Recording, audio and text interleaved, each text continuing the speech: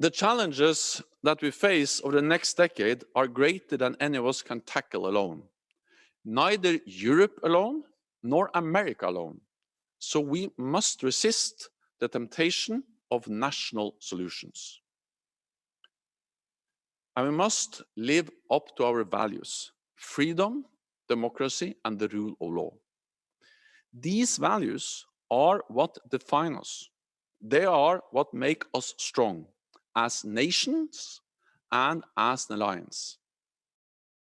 But what we see is that the rise of China is fundamentally changing the global balance of power.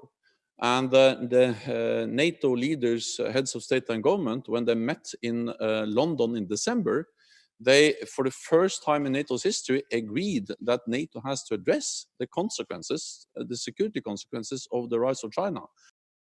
We are constantly consulting with the United States, with other NATO allies on the military posture presence in Europe.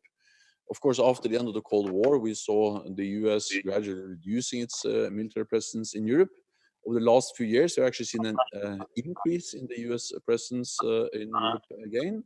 And this is not only about Germany, but we have seen, for instance, a new US brigade deployed to Europe. We have seen more rotational presence. We have seen US taking a lead or the lead function in the a NATO battle group in Poland, more rotational military presence of US forces in the Baltic countries, in Romania, including with a base for missile defense. And of course, we also seen naval presence in the Spanish Rota base in Spain. And even in my own country, Norway, we see now more US